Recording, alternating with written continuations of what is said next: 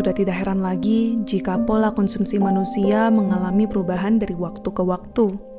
Seperti di kota Bandung yang juga mengalami peningkatan signifikan akan jumlah penghuninya.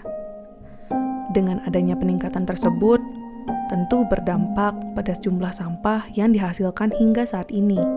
Terlebih lagi di tengah pandemi yang menghasilkan banyak sekali limbah B3 medis dari aktivitas masyarakat. B3 adalah singkatan dari bahan berbahaya dan beracun.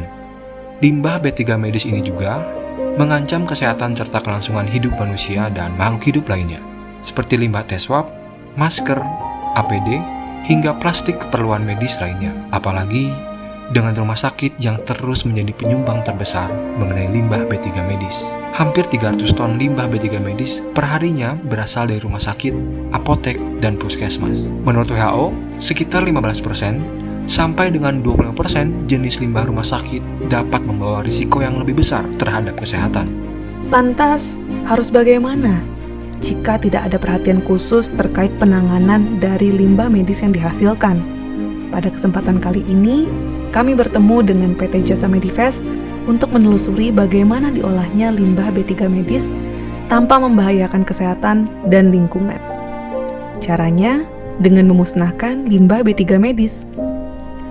Berawal dari adanya pengangkutan limbah B3 medis dengan kendaraan berizin, kemudian pemusnahan limbah B3 medis melalui mesin insinerator berteknologi ramah lingkungan dengan standar WHO.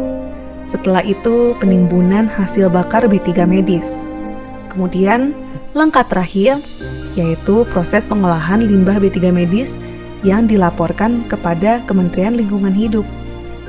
Kita sering lihat ya, adanya limbah medis yang tercecer di tempat yang tidak seharusnya. Misalkan limbah masker atau sampah botol infus misalkan adanya di TPA, kan itu miris ya kalau kita ngedenger itu gitu. Dengan kesadaran masyarakat akan limbah B3 medis, alur yang terjaga akan membuat kesehatan manusia, lingkungan, air, udara, dan tanah menjadi lebih baik. Mari kita tingkatkan kesadaran kita di setiap apa yang jadi fungsi dan tugas kita untuk kesehatan lingkungan. Kalau bukan kita yang menjaga alur sampah limbah B3 medis, siapa lagi? Bumi kita, Kesehatan kita untuk kita semua.